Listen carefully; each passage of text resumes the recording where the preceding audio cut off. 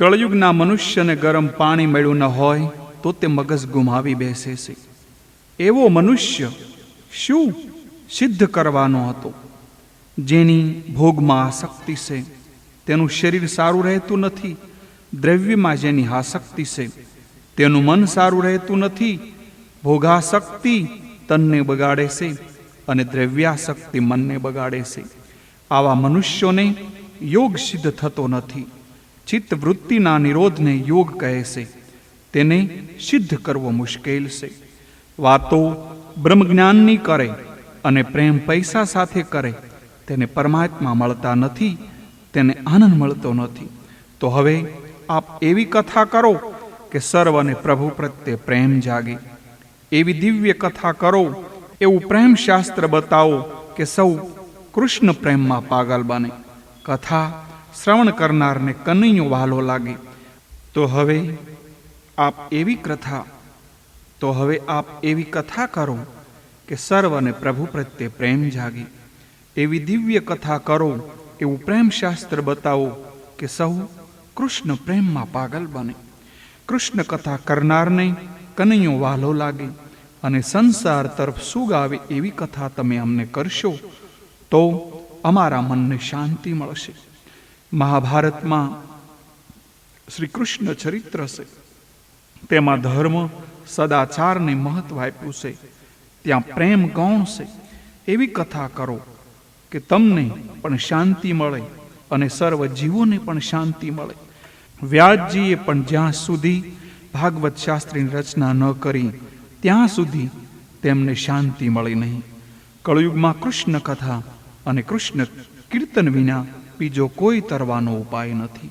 કળયુગમાં મનુષ્યનો ઉદ્ધાર અન્ય સાધનોથી થઈ શકે નહીં. ફક્ત કૃષ્ણ કીર્તન, કૃષ્ણ સ્મરણથી કળયુગમાં મનુષ્યનો ઉદ્ધાર થાય છે. પરમાત્માની લીલા કથાનું વર્ણન આપ અતિ પ્રેમપૂર્વક કરો. સર્વ સાધનનું ફળ પ્રભુ પ્રેમ છે.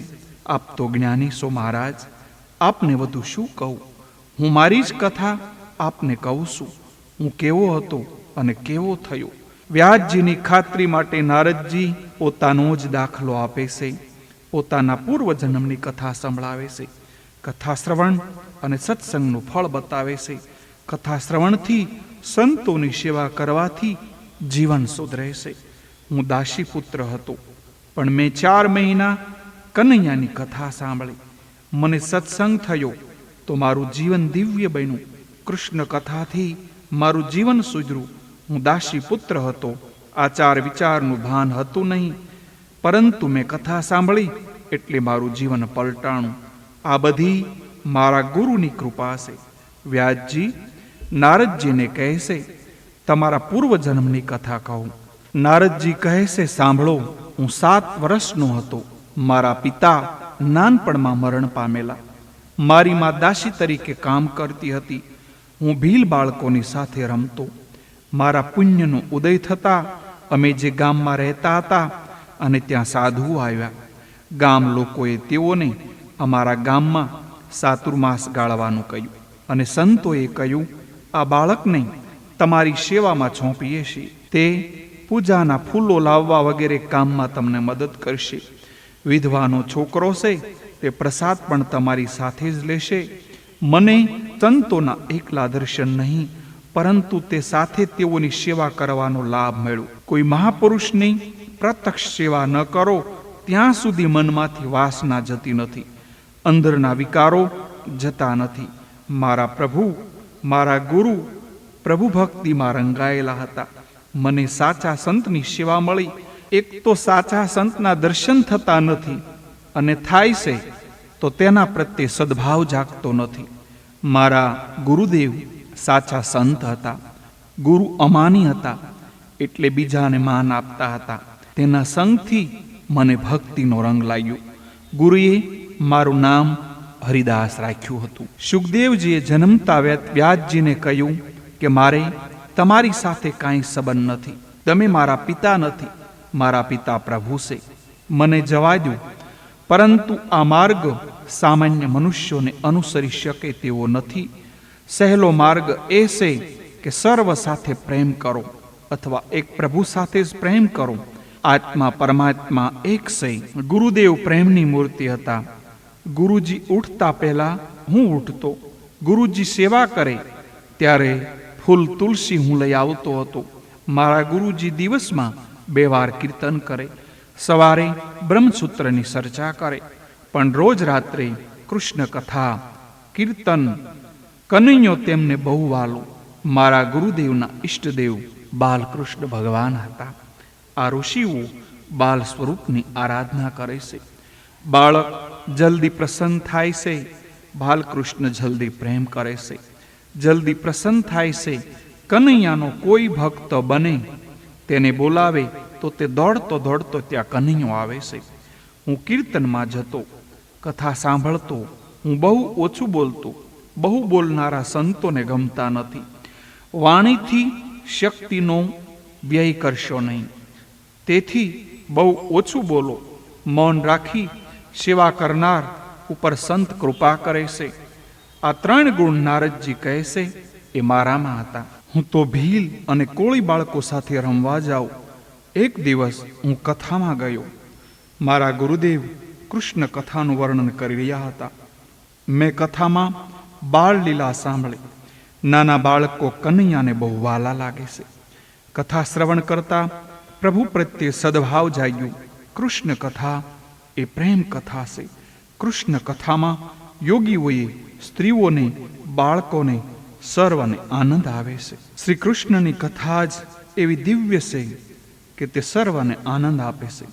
કૃષ્ણ કથામાં એવું આનંદ આવવા લાગ્યું કે મારું મન રમવાનું તૂટી ગયું. હું રમવાનું ભૂલી ગયો. કૃષ્ણ કથામાં ગુરુદેવ પાગલ બને. મનુષ્ય સંસાર પાછળ પાગલ બન્યો છે, તેમાંથી મુક્ત થઈ ભગવાન પાછળ પાગલ બને તો જીવ શિવ એક થાય. સંતની આંખ શુદ્ધ હોય છે, પવિત્ર હોય છે. સંત આંખથી પાપ કરતા નથી. સંતની આંખમાં શ્રી કૃષ્ણ બેઠા હોય છે. સંત 3 પ્રકારે કૃપા કરે છે. સંત જેની તરફ વારંવાર નિહાળશે તેનું જીવન સુધારશે. માળા કરતા જેને સંભાળશે તેનું જીવન સુધારશે. પ્રેમમાં જેને ભેટી પડે તેનું કલ્યાણ થશે. તમારી આંખ રતનનું જતન કરજો. મારા ગુરુ મને વારંવાર નિહાળે. ગુરુજી કહે આ છોકરો બહુ ડાયો છે. ગુરુજીને આનંદ થાય છે કે આ જીવ જાતિહીન છે પણ કર્મહીન નથી. સંત જેને પ્રેમથી નજર આપે એનું કલ્યાણ થાય છે. એક દિવસ સંતો જમી રહ્યા પછી હું તેઓના એઠા પતરાળા ઉઠાવતો હતો. હું દાસી પુત્ર હતો. મને ખાવાનું કોણ આપે? ગુરુજીએ આ પ્રમાણે મને સેવા કરતો જોયો. સંતનું હૃદય પીગળ્યું. ગુરુએ પૂછ્યું, હરિદાસ તો ભોજન કર્યું કે નહીં? મેં ના પાડી. ગુરુને મારા પર દયા આવી. આ બાળક કેવો ડાયો છે. ગુરુદેવે મને આજ્ઞા કરી, પતરાળામાં મેં જે રાખ્યું છે તે મેં તારા માટે રાખ્યું છે. એ મહાપ્રસાદ છે, તે તું ખાજે. મેં પ્રસાદ લીધો. શાસ્ત્રની મર્યાદા છે કે ગુરુની આજ્ઞા વિના તેમનું ઉચિષ્ટ ખાવું નહીં. સંત કલ્યાણની ભાવનાથી પ્રસાદ આપે તો કલ્યાણ થાય છે. સંતનું હૃદય પીગળતા બોલીને આપે ત્યારે પ્રસન્ન થયા એમ સમજવું. મેં પ્રસાદ ગ્રહણ કર્યો. મારા સર્વ પાપ નાશ પામ્યા. મને ભક્તિનો રંગ લાગ્યો. મને કૃષ્ણ પ્રેમનો રંગ લાગ્યો. તે દિવસે હું કીર્તનમાં ગયો. તે વખતે મને નવો જ અનુભવ થયો. કીર્તનમાં અનેરો આનંદ આવ્યો. હું આનંદમાં થાથા થઈ નાચવા લાગ્યો. અતિ આનંદમાં દેહ ધ્યાન છૂટી ગયું. અતિ આનંદમાં ધ્યાન છૂટે છે. કીર્તન ભક્તિ કૃષ્ણને અતિશય પ્રિય છે. ભક્તિનો રંગ તે જ દિવસથી લાગ્યો. મને કૃષ્ણનો અનુભવ થયો. સંપત્તિ આપીને સુખી કરે એ સંત નહીં, પણ તમારા મનને સુધારે, સ્વભાવને સુધારે, તમારી ભક્તિને વધારે અને સુખી કરે તે જ સંત. સુખદેવજી કહે છે, નારદજી વ્યાસજીને આત્મચરિત્ર સંભળાવે છે.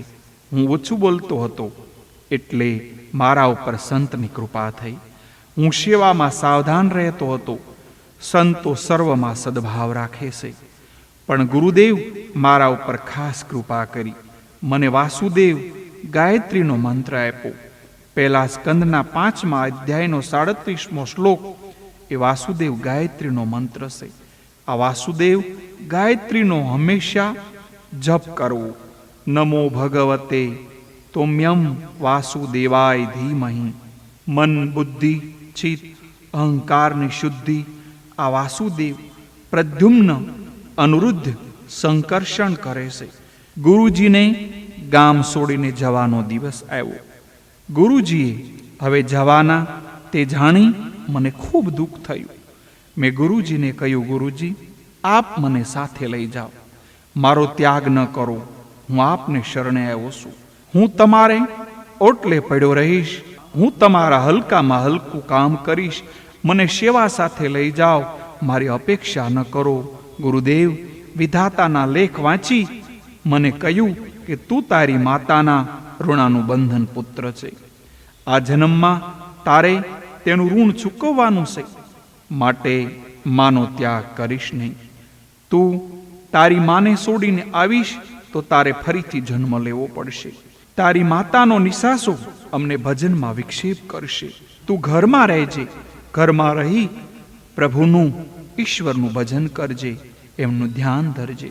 આપે કથામાં એવું કહ્યું હતું કે પ્રભુ ભજનમાં જે વિઘ્ન કરે તેને છોડવું.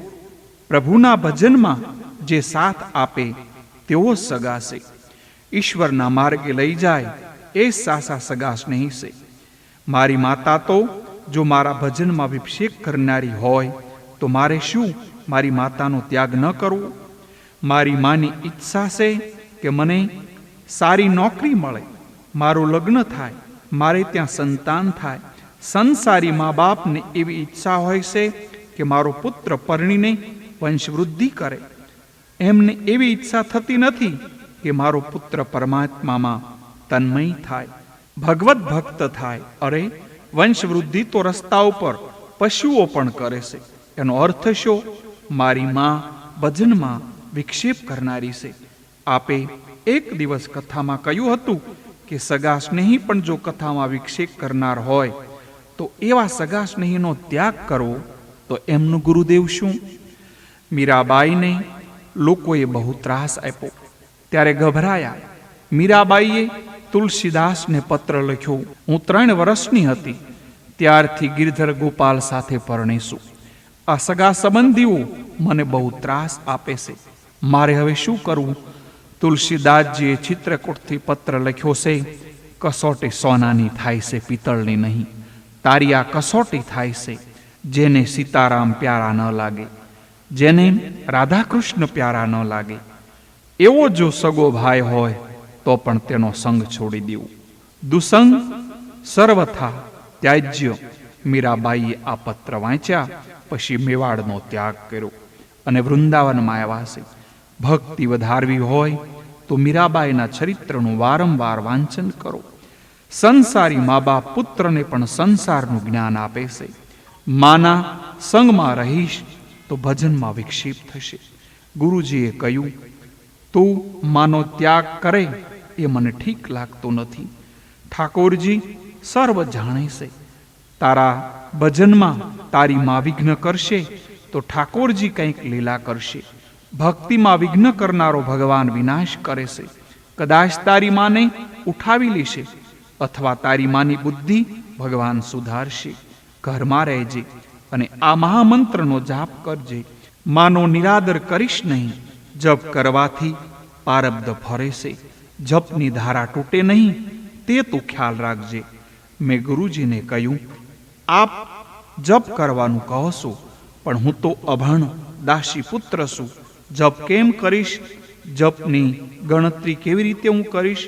ગુરુજીએ કહ્યું, જપ કરવાનું કામ તારું છે, જપ ગણવાનું કામ ભગવાન શ્રી કૃષ્ણ કરશે. જપ તું કરજે અને ગણશે કનૈયો. જે પ્રેમથી ભગવાનનું સ્મરણ કરે છે તેની પાછળ પાછળ ભગવાન ફરે છે. મારા પ્રભુને બીજું કાંઈ કામ નથી. જગતની ઉત્પત્તિ, સંહાર વગેરે કામ માયાને સોંપી દીધું છે. પરમાત્માના નામનો જે જપ કરે છે તેની પાછળ પાછળ પરમાત્મા ભગવાન શ્રી કૃષ્ણ ફરે છે. જપની ગણતરી કરવાની હોય નહીં. જપ ગણશો તો કોઈને કહેવાની ઈચ્છા થશે, અને કોઈને સંખ્યા કહેશો તો થોડા પુણ્યનો ક્ષય થશે.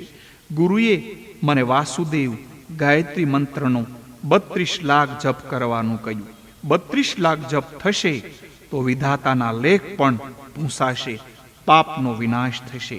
બેટા, સતત આ મહામંત્રનો જપ કરજે. મંત્રથી જીવનો ઈશ્વર સાથે સંબંધ થાય છે. શબ્દ સંબંધ પહેલો થાય છે, તે વિના બ્રહ્મ સાથે સંબંધ થતો નથી. તે પછી પ્રત્યક્ષ સંબંધ થાય છે. રોજ એવી ભાવના રાખવી કે શ્રી કૃષ્ણ મારી સાથે જ છે. શ્રી કૃષ્ણ પ્રેમનું સ્વરૂપ છે. તારું કલ્યાણ થશે. ખાવા બેસો ત્યારે એવી ભાવના કરો કે જે કનૈયો જમવા બેઠો છે, સૂએ છે ત્યારે પ્રભુ સાથે સૂતાશે. એવી ભાવના કરો. યોગ સિદ્ધ થાય નહીં ત્યાં સુધી ભાવના કર્યા જ કરો, ભાવના કર્યા જ કરો. બેટા, તું બાલકૃષ્ણનું ધ્યાન કરજે.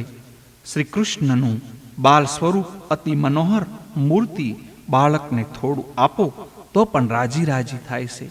ગુરુદેવ તેથી બાલ ઉપાસનાની બાલ સ્વરૂપનું ધ્યાન કરવાની આજ્ઞા કરી. ભાવનાથી બાલ સ્વરૂપનું ધ્યાન કરો. મારા ગુરુજી મને છોડીને ગયા. મને ઘણું બધું દુઃખ થયું. દુર્જન જ્યારે મળે ત્યારે ત્યારે દુઃખ આપે. સંત જ્યારે છોડીને જાય ત્યારે દુઃખ આપે છે. પૂર્વ જન્મના ગુરુદેવનું નામ લેતા નારદજી રડી પડ્યા. સાચા સદગુરુને કોઈ સ્વાર્થ હોતો નથી. મેં નિશ્ચય કર્યો અને જપ શરૂ કર્યા. હું સતત જપ કરતો. જપ કર્યા સિવાય મને ચેન પડે નહીં.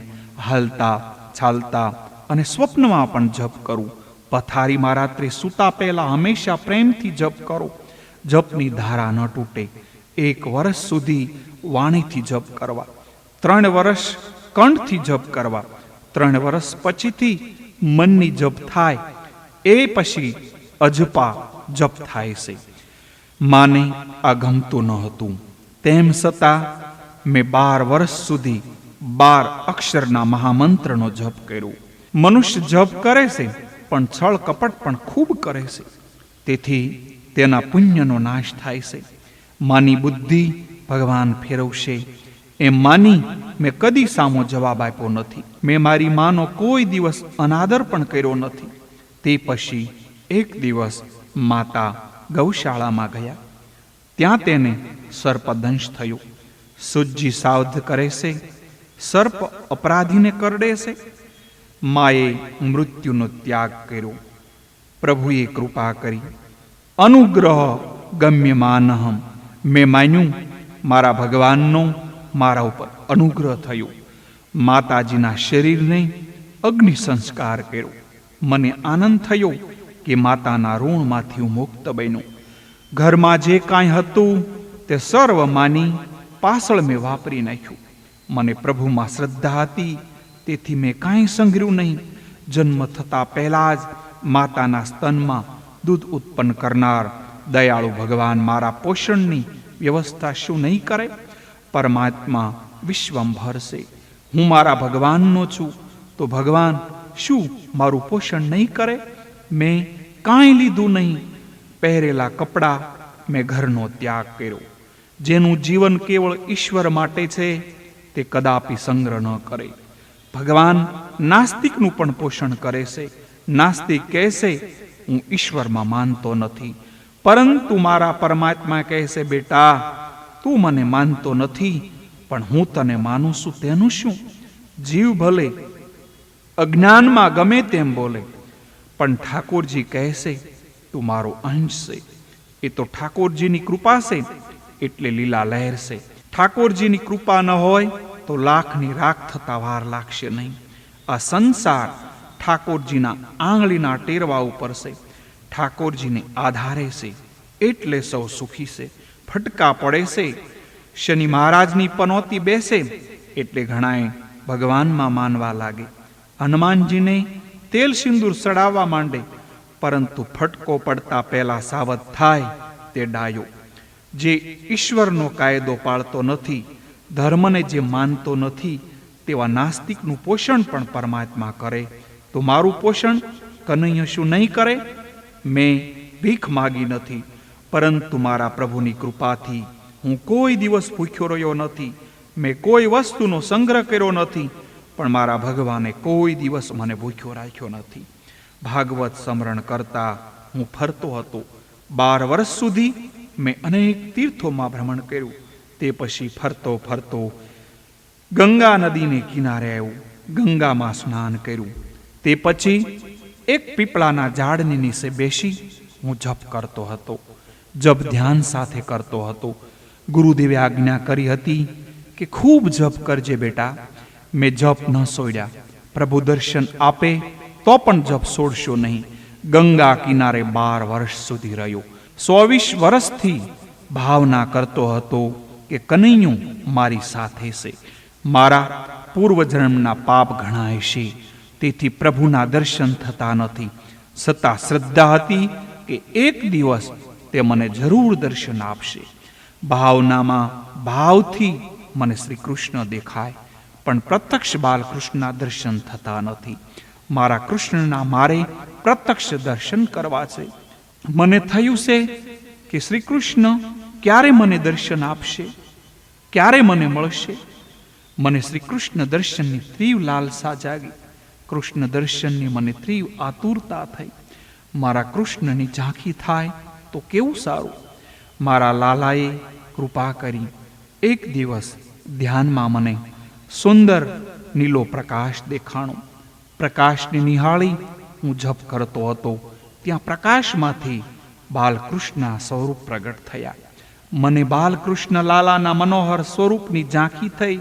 મારા કૃષ્ણે કસ્તુરીનું તિલક કર્યું. વૃક્ષ સ્થળમાં કૌતુક માળા ધારણ કરેલી હતી. નાકમાં મોતી હતું. આંખો પ્રેમથી ભરેલી હતી. મને જે આનંદ થયો એનું વર્ણન કરવાની શક્તિ સરસ્વતી માતામાં પણ નથી. મને થયું હું દોડતો જાઉં અને કૃષ્ણના ચરણમાં વંદન કરું. હું જ્યાં વંદન કરવા ગયો ત્યાં શ્રી કૃષ્ણ અંતર ધ્યાન થઈ ગયા. મને થયું મારા શ્રી કૃષ્ણ મને કેમ છોડીને ચાલ્યા ગયા. ત્યાં આકાશવાણીએ મને આજ્ઞા કરી, જેના મનમાં સૂક્ષ્મ વાસના રહેલી છે તેવા યોગીને હું દર્શન આપતો નથી. આ જન્મમાં હવે તને મારા દર્શન થશે નહીં. આમ તો તારી ભક્તિથી હું પ્રસન્ન થયો છું. તારા પ્રેમને ભક્તિને પુષ્ટ કરવા તને દર્શન આપ્યા છે. તારે હજુ એક જન્મ વધારે લેવું પડશે. હજુ તારા પાપ બહુ બાકી છે. બીજા જન્મમાં તને મારા દર્શન થશે. દ્રષ્ટિ અને મનને સુધારી સતત વિચારે કે હું તારી સાથે છું. જીવનમાં છેલ્લા શ્વાસ સુધી જપ કરવાનો. ભજન વિનાનું ભોજન એ પાપ છે. સત્કર્મની સમાપ્તિ હોય નહીં. જે દિવસે જીવનની સમાપ્તિ તે જ દિવસે સત્કર્મની સમાપ્તિ. હું ગંગા કિનારે રહ્યો. મરતા પહેલા મને અનુભવ થવા લાગ્યો આ શરીરથી હું જુદો છું. જળ ચેતનની ગ્રંથિ છૂટી ગઈ. જળ અને ચેતનની શરીર અને આત્માની જે ગાંઠ પડી છે તે ગાંઠ ભક્તિ વગર ક્યારેય છૂટતી નથી. શરીરથી આત્મા જુદો છે એ સર્વ જાણે છે, પણ અનુભવે છે કોણ? જ્ઞાનનો અનુભવ શક્તિથી થાય છે. તુકારામ મહારાજે કહ્યું છે કે મેં મારી આંખે મારું મરણ જોયું. મારા આત્મા સ્વરૂપને મેં નિહાળ્યું. મન ઈશ્વરમાં હોય અને ઈશ્વર સ્મરણ કરતા શરીર છૂટી જાય તો મુક્તિ મળે. મનને ઈશ્વરનું સ્મરણ સતત કરવામાં જપ વગર અન્ય કોઈ સાધન નથી. જીભથી જપ કરો ત્યારે મનથી સ્મરણ કરવું જોઈએ. આખું જીવન જેને પાછળ ગયું હશે એ જ અંતકાળ યાદ આવશે. અંતકાળ સુધી મારો જપ ચાલુ હતો. જપની પૂર્ણાહુતિ ન હોય, જપની સમાપ્તિ ન હોય. શરીરની સમાપ્તિ સાથે જ ભજનની સમાપ્તિ થાય. જીવનના અંત સુધી ભજન કરવાનું હોય છે. અંતકાળના રાધા કૃષ્ણનું ચિંતન કરતા મેં શરીરનો ત્યાગ કર્યો. મારું મૃત્યુ મેં પ્રત્યક્ષ જોયું. મને મૃત્યુનું કષ્ટ થયું નહીં. તે પછી હું બ્રહ્માજીને ત્યાં જન્મો. પૂર્વ જન્મના કર્મોનું ફળ આ જન્મમાં મને મળ્યું. મારું નામ નારદ રાખવામાં આવ્યું. પૂર્વજન્મના કરેલા ભજનથી મારું મન સ્થિર થયું. મારું મન સંસાર તરફ જતું નથી. હવે મારું મન સંચલ થતું નથી. હવે હું સતત પરમાત્માના દર્શન કરું છું. એક દિવસ હું ગોલોકધામમાં ગયો, જ્યાં સતત રાસલીલા થાય છે. ત્યાં રાધા કૃષ્ણના મને દર્શન થયા. હું કીર્તનમાં તન્મય થયો હતો. શ્રી કૃષ્ણ કીર્તનમાં મને અતિ આનંદ થયો. પ્રસન્ન થઈ રાધાજીએ મારા માટે પ્રભુની ભલામણ કરી કે નારદજીને પ્રસાદ આપો. શ્રી કૃષ્ણ ભગવાને મને પ્રસાદ આપ્યો. વ્યાસજીએ પૂછ્યું, ભગવાને પ્રસાદમાં તમને શું આપ્યું? નારદજીએ કહ્યું, મને પ્રસાદીમાં પ્રભુએ આ તંબુરો આપ્યો. પ્રભુએ મને કહ્યું, કૃષ્ણ કીર્તન કરતો કરતો જગતમાં ભ્રમણ કરજે અને મારાથી વિખૂટા પડેલા અધિકારી જીવને મારી પાસે લાવજે. સંસાર પ્રવાહમાં તણાતા જીવોને મારી તરફ લઈ આવજે. ભગવાનને કીર્તન ભક્તિ અતિ પ્રિય છે. આ વીણા લઈ હું જગતમાં ભ્રમણ કરું છું. નાદ સાથે કીર્તન કરું છું. અધિકારી જીવોને કોઈ લાયક ચેલો મળે તેને પ્રભુના ધામમાં લઈ જાઉં છું. સમુદ્રમાં એક ડૂબકીએ કાંઈ રત્ન મળતા નથી, પણ વારંવાર ડૂબકી મારતા રહે તો કોઈ વખત રત્ન મળી જાય. મને કોઈ વખત લાયક જીવ મળી જાય છે. મને રસ્તામાં ધ્રુવ મળ્યા, મને પ્રહલાદ મળ્યા, તેઓને પ્રભુ પાસે લઈ ગયો. આવા ભક્તો મને મળે તો પ્રભુ પાસે તેઓને હું લઈ જાઉં છું. સત્સંગમાં મેં ભગવત કથા સાંભળી, શ્રી કૃષ્ણ કથા સાંભળી. પછી મેં કૃષ્ણ કીર્તન કર્યું અને પ્રેમ લતાને પુષ્ટિ કરી. હવે હું જ્યારે ઈચ્છું ત્યારે કનૈયો મને ઝાંખી આપે છે. મારી સાથે કનૈયો નાચે છે. નામદેવ મહારાજ કીર્તન કરતા એ વખતે વિઠ્ઠલનાથ નાચતા હતા. હું મારા ઠાકોરજીનું કામ કરું છું, તેથી હું ભગવાનને બહુ વાલો લાગુ છું. કીર્તનમાં સંસારનું ભાન ભૂલાય તો આનંદ આવે. કીર્તનમાં તન્મય થયો એ સંસારને ભૂલે છે. કીર્તનથી સંસાર સાથેનો સંબંધ છૂટે છે અને પ્રભુ સાથેનો સંબંધ બંધાય છે. સંસારનું ધ્યાન છોડવાનો પ્રયત્ન કરો. કીર્તનમાં આનંદ ક્યારે આવે છે? જ્યારે જીભથી પ્રભુનું કીર્તન, મનથી એનું ચિંતન અને દ્રષ્ટિથી એમના સ્વરૂપને જોશો તો જ તમને જરૂર આનંદ આવશે. કળયુગમાં નામ સંકીર્તન એ જ ઉગરવાનો ઉપાય છે. કીર્તન કરવાથી પાપ બળે છે, હૃદય વિશુદ્ધ થાય છે, પરમાત્મા હૃદયમાં આવે છે. પરમાત્માની પ્રાપ્તિ થાય છે એટલે કથામાં કીર્તન થવું જ જોઈએ. કીર્તન વગર કથા પરિપૂર્ણ થતી નથી. કળયુગમાં સ્વરૂપ સેવા જલ્દી ફળતી નથી. સમરણ સેવા એટલે કે નામ સેવા તરત ફળે છે. વ્યાસજી આ સર્વનું મૂળ છે સત્સંગ. સત્સંગનો આ મોટો મહિમા છે. જે સત્સંગ કરે છે તે સંત બને છે. કૃષ્ણ કથાથી મારું જીવન સુધર્યું છે. કૃષ્ણ કથા સાંભળી મને સાચું જીવન મળ્યું. કથા સાંભળી વૈરાગ્ય વધારજો અને સ્વભાવને સુધારજો. સંયમ વધારી ભજન વધારશો તો સફળતા જરૂર મળશે. નારદજી વ્યાસજીને કહે છે, આપ મને જે માન આપો છો તે સત્સંગને માન છે. સત્સંગથી હું માનને લાયક બન્યો છું. સત્સંગથી ભીલ બાળકો સાથે રમનાર હું દેવર્ષિ નારદ બન્યો છું. નારદ દાસી પુત્ર હતા. સાસા સંતોની સેવાથી તેમનું જીવન સુધર્યું. સંતો પોતે જ તીર્થ સ્વરૂપ છે. સંત જંગમ તીર્થ છે. પારસમણી લોઢાને કંચન કરે છે, પણ લોઢાને પોતાના જેવું બનાવતો નથી. ત્યારે સંત તેમના સંસર્ગમાં આવેલા જીવને પોતાના જેવા બનાવે છે. સંત કરે આપું સમાના. માનવને દેવ થવા માટે 4 ગુણોની જરૂર છે: સંયમ, સદાચાર, સ્નેહ અને સેવા. આ ગુણો સત્સંગ વગર આવતા નથી. સત્સંગનું ફળ ભાગવતમાં બતાવ્યું છે નારદજીના ચરિત્રથી. સત્સંગથી નારદજી દાસી પુત્રમાંથી દેવર્ષિ થયા છે.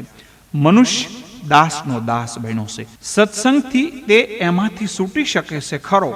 ભક્તિનો રંગ લાગે તેને પ્રભુ વિના છેન પડતું નથી.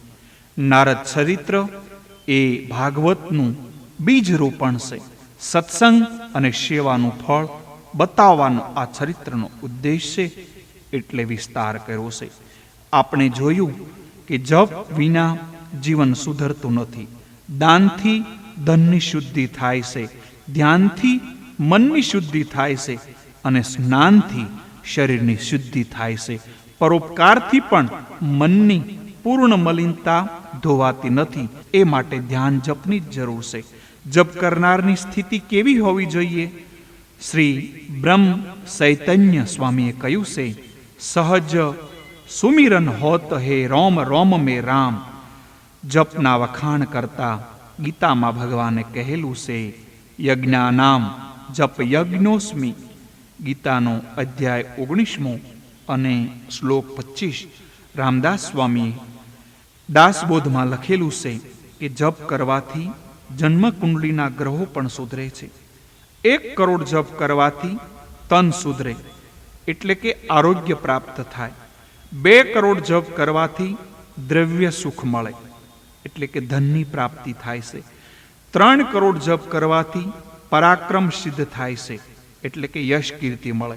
અને 4 કરોડ જપ કરવાથી સુખની પ્રાપ્તિ થાય, અને 5 કરોડ જપ કરવાથી જ્ઞાનની પ્રાપ્તિ થાય છે. 6 કરોડ જપ કરવાથી આંતર શત્રુઓનો વિનાશ થાય છે, અંદરના શત્રુઓનો વિનાશ થાય છે. અને 7 કરોડ જપ કરવાથી સ્ત્રીનો સૌભાગ્ય સુખ મળે છે. સ્ત્રીને પતિ સુખ અને પુરુષને પત્નીનું સુખ મળે છે. 8 કરોડ જપ કરવાથી મરણ સુધરે છે, અપમૃત્યુ ટળે છે, મૃત્યુ સ્થાન સુધરે છે. 9 કરોડ જપ કરવાથી ઈષ્ટદેવની ઝાંખી થાય છે અને અપરોક્ષાનુભૂતિ થાય છે. જે દેવનો જપ કરે તે દેવના સગુણ સ્વરૂપનો સાક્ષાત્કાર થાય છે. 10, 11, 12 કરોડ જપ કરવાથી સંચિત પ્રારબ્ધ અને ક્રિયામાન કર્મ બળે છે. આ કર્મનો નાશ થાય છે. 13 કરોડ જપ કરવાથી ભગવાનના સાક્ષાત દર્શન થાય છે ને થાય છે. આવું પૂજ્યપાદ રામદાસ સ્વામી કહેતા, અને આપણને પૂજ્યપાદ શ્રી ડોંગરેજી મહારાજ આપણને કહી રહ્યા છે. એટલા માટે આપણે ઓછામાં ઓછા 13 કરોડ જપ જો કરીએ તો ભગવાન આપણને સાક્ષાત મળે. એટલા માટે આપણે ભગવાનના જપ અવશ્ય કરવા. નારદજી વ્યાસજીને કહે છે કે હવે આપ એવી કથા કરો કે જેથી સાંભળનારનું પાપ બળે, તેનું હૃદય પીગળે. અમે જ્ઞાન પ્રધાન કથા ઘણી કરી, પણ હવે પ્રેમ પ્રધાન કથા કરો. આપ એવી કથા કરો કે સર્વના હૃદયમાં ભગવાન શ્રી કૃષ્ણ એમનો પ્રેમ પ્રગટે. કથાનું તાત્પર્ય નારદજીએ બતાવ્યું છે. કથા સાંભળ્યા પછી પ્રભુ પ્રત્યે પ્રેમ જાગે અને સંસારના વિષયો પ્રત્યે વિરાગ આવે તો કથા સાંભળેલી સાચી. નારદજીએ વ્યાસજીને આ જ આજ્ઞા કરી છે. કૃષ્ણ પ્રેમમાં તરબોળ થઈ કથા કરશો તો તમારું જીવન અને સર્વનું કલ્યાણ થશે. વ્યાસજીએ કહ્યું, તમે મને એવી કથા સંભળાવો. નારદજી કહે છે, તમે જ્ઞાની છો, તમારું સ્વરૂપ તમે ભૂલ્યા તો નથી ને? તમે સમાધિમાં બેસો અને સમાધિમાં જે દેખાય તે લખજો. બહિર્મુખ ઇન્દ્રિયોને અંતર્મુખ કરવાથી સમાધિ સમીપ પહોંચાય છે. ઈશ્વર સાથે એક થવું એટલે સમાધિ. ઈશ્વરમાં લીન થવું એ જ સમાધિ. નારદ ન મળે ત્યાં સુધી નારાયણ દર્શન થતા નથી. સંસારમાં આવ્યા પછી આ જીવ પોતાના સ્વરૂપને ભૂલે છે. કોઈ સંત કૃપા કરે ત્યારે જીવનને તેના સ્વરૂપનું ભાન કરાવે છે. વ્યાસ નારાયણને પણ નારદજીની જરૂર પડી હતી. નારદજી તે પછી બ્રહ્મલોકમાં પધાર્યા. વ્યાસજીએ પ્રાણાયામથી દ્રષ્ટિ અને અંતર્મુખ કરી. ત્યાં હૃદય ગોકુળમાં બાલકૃષ્ણ ભગવાન દેખાણા. વ્યાસજીને સર્વ લીલાઓના દર્શન થાય છે. વ્યાસજીને નારદજીએ સ્વરૂપનું ભાન કરાયું અને પરિણામે વ્યાસજી શ્રીમદ ભાગવતની રચના કરી. ભાગવતમાં તત્વજ્ઞાન ઘણું છે. પણ તેનો પ્રધાન વિષય તો પ્રેમ છે. ઇતર પુરાણોમાં જ્ઞાન, કર્મ, આચાર, ધર્મ વગેરે પ્રધાન છે, પરંતુ ભાગવત પુરાણ પ્રેમ પ્રધાન છે, ભક્તિ પ્રધાન છે. વાલ્મીકી રામાયણ આચરણ ધર્મ પ્રધાન ગ્રંથ છે, ત્યારે તુલસી રામાયણ ભક્તિ પ્રધાન ગ્રંથ છે. વાલ્મીકીને પોતાના જન્મમાં કથા કરવાની તૃપ્તિ ન થઈ. ભગવાનની મંગળમય લીલા કથાનું ભક્તિથી પ્રેમપૂર્વક વર્ણન કરવાનું રહી ગયું. તેથી તેઓ કળયુગમાં તુલસીદાસ તરીકે જન્મ્યા હતા. વેદરૂપી કલ્પ વૃક્ષોનું આ ભાગવત ફળ છે. તેઓ તો સર્વ વિદિત છે કે ઝાડની છાલ અને પાનમાં જે રસ હોય તેના કરતાં ઝાડના ફળમાં વિશેષ રસ હોય છે. રસરૂપ આ શ્રીમદ ભાગવત રૂપ ફળનું મોક્ષ મળતા સુધી તમે વારંવાર પાન કરો. પીવત ભાગવત રસ માલયમ. જીવ ઈશ્વરનું મિલન ન થાય ત્યાં સુધી આ પ્રેમ રસનું પાન કરો. ઈશ્વરમાં તમારો લય ન થાય ત્યાં સુધી ભાગવતનો આસ્વાદ કર્યા જ કરો. ભાગવત રસનું પાન કરો. વેદાંત અધિકારીને માટે છે, સર્વને માટે સરળ નથી. વેદાંત ત્યાગ કરવા કહેશે. વેદાંત કહેશે સર્વનો ત્યાગ કરી ભગવાન પાછળ પડો. ત્યારે સંસારીઓને કાંઈ છોડવું નથી. એવામાં ઉદ્ધાર માટે કાંઈ ઉપાય? હા છે. ત્યાગ ન કરી શકો તો કાંઈ હરકત નહીં, પરંતુ તમારું સર્વસ્વ ઈશ્વરને સમર્પણ કરો અને અનાસક્તિપણે તે ભોગવો. વ્યાસજીએ બ્રહ્મસૂત્ર બનાવ્યા, યોગ દર્શન ઉપર ભાષ્ય રચ્યું, પરંતુ તેઓને લાગ્યું કે કળયુગનો માનવ ભોગપરાયણ થશે અને તેથી તે યોગમાં પ્રવૃત્ત થઈ શકશે નહીં. તેઓને માટે કરુણા કરી અને તેઓએ આ ભાગવત શાસ્ત્રનું સર્જન કર્યું. પરીક્ષિતને નિમિત્ત બનાવીને સંસારમાં ફસાયેલા લોકોને માટે આ વ્યાસજીએ ભાગવતની કથા કરેલી છે. ભાગવત ખાસ કરીને સંસારીઓ માટે છે. આ ભાગવત પુરાણનું સંસારીઓ ઉપરની કરુણાને લીધે શુકદેવજીએ વર્ણન કર્યું છે. પ્રભુ પ્રેમ વિના શુષ્ક જ્ઞાનની શોભા નથી, એ બતાવવાનો ભાગવતનો ઉદ્દેશ છે. ભક્તિ વિનાના જ્ઞાનની શોભા નથી. જ્ઞાન વૈરાગ્યથી દ્રઢ થયેલ નથી હોતું, ત્યારે તેવું જ્ઞાન મરણ સુધારવાને બદલે સંભવશે કે મરણ બગાડે, સંભવશે કે અંતકાળે આવું જ્ઞાન દગો આપે. મરણને સુધારે છે ભક્તિ. ભક્તિ વગરનું જ્ઞાન શુષ્ક છે અને તે મરણ જરૂર બગાડે છે. વિધિ નિષેધની મર્યાદા ત્યાગી સુકેલા મોટા મોટા ઋષિઓ પણ ભાગવતના અંત કલ્યાણમય ગુણોના વર્ણનમાં સદા રત છે. એવો છે ભક્તિનો મહિમા. જ્ઞાનીને અભિમાન પજવે છે, ભક્તિને નહીં. ભક્તિ અનેક સદગુણો લાવે છે. ભક્તિ સર્વ ગુણોની જતની છે. જ્ઞાનીને અભિમાન પજવે છે, ભક્તિને નહીં. ભક્તિ અનેક સદગુણોને લાવે છે. ભક્તિ સર્વ ગુણોની જનની છે. ભક્ત નમ્ર હોય છે, ભક્ત વનિત બને છે. ભાગવત કથા જે કથા પાપ છોડાવે અને પ્રભુ પ્રત્યે પ્રેમ જાગૃત કરે તે સાચી ભાગવત કથા. ભાગવતની કથા અને ભગવાનના સ્મરણની હૃદયને આર્દ બનાવો. તેના મંગલમય નામનો જપ કરો. આજ કળયુગમાં મુક્તિ પામવાનો પરમ માર્ગ છે.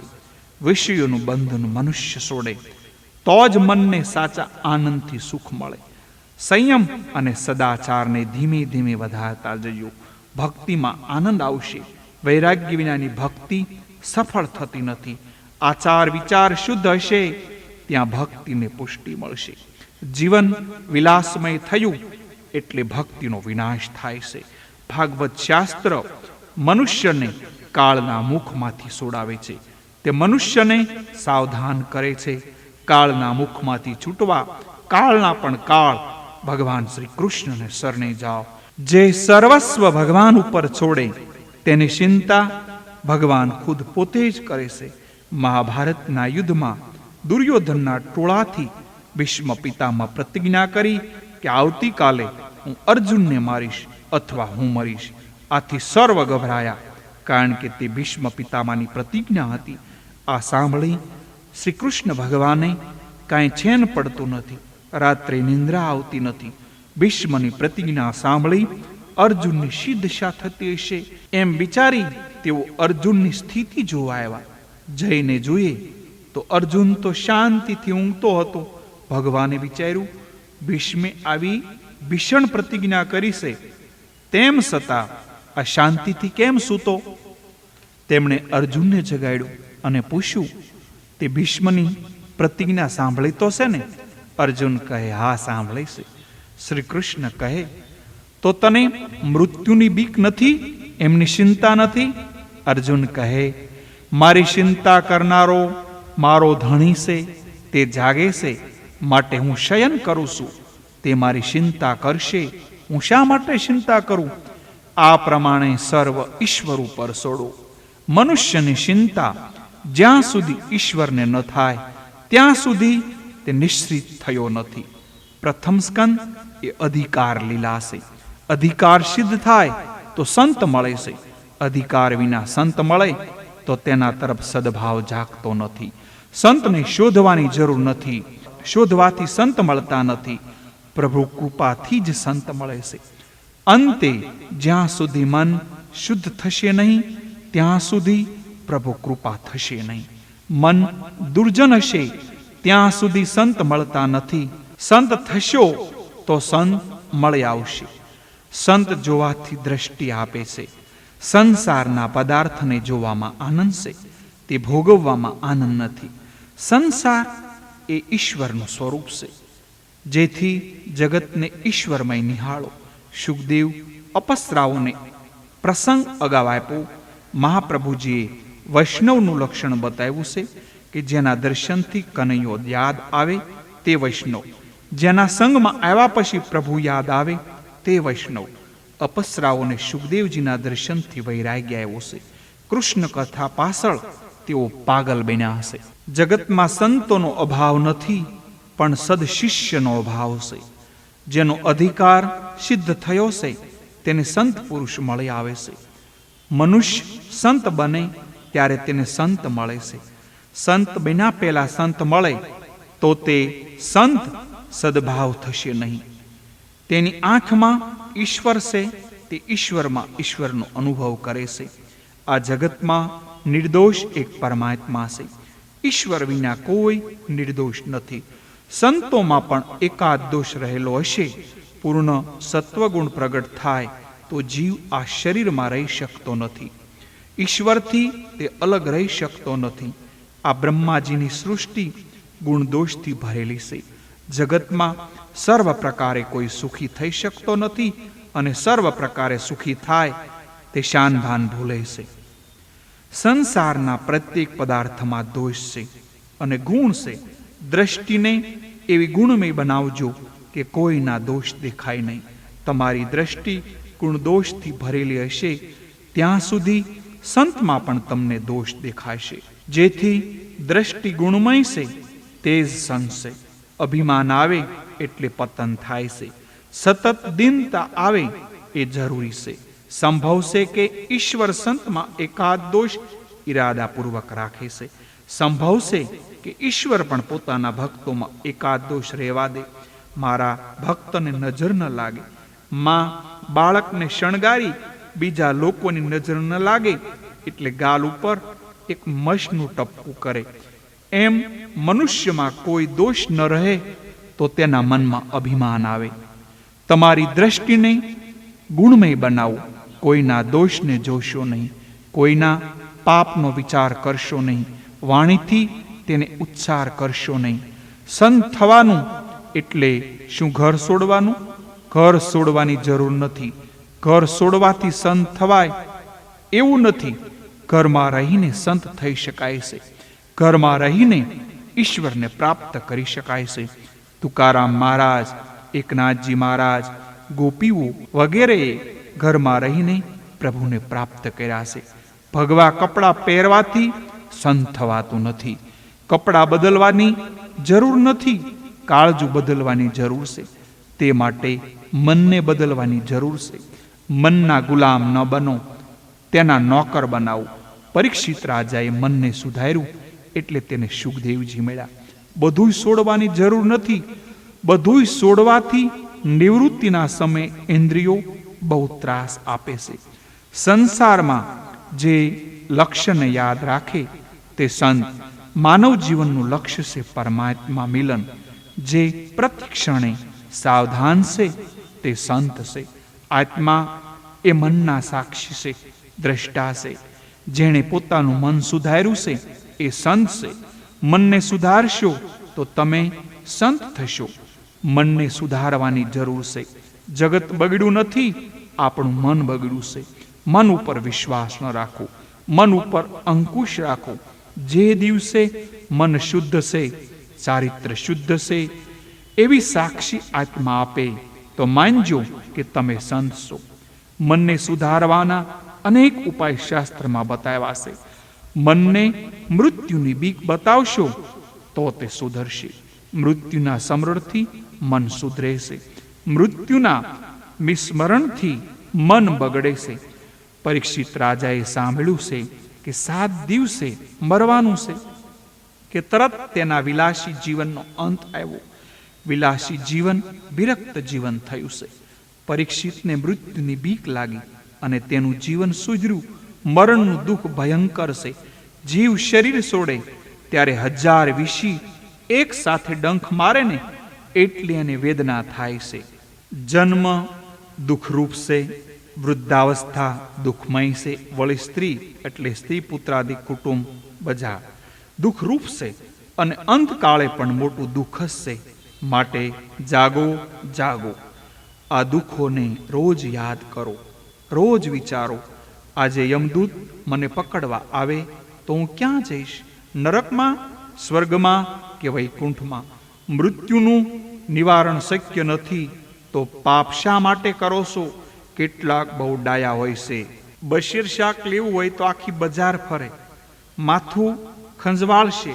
કારેલા લઉં કે ઘીસોડા લઉં? જેનો વિચાર કરવાની જરૂર હતી તેનો વિચાર કર્યો નહીં અને શાકભાજીના વિચાર કરે છે. મૃત્યુને રોજ યાદ કરો.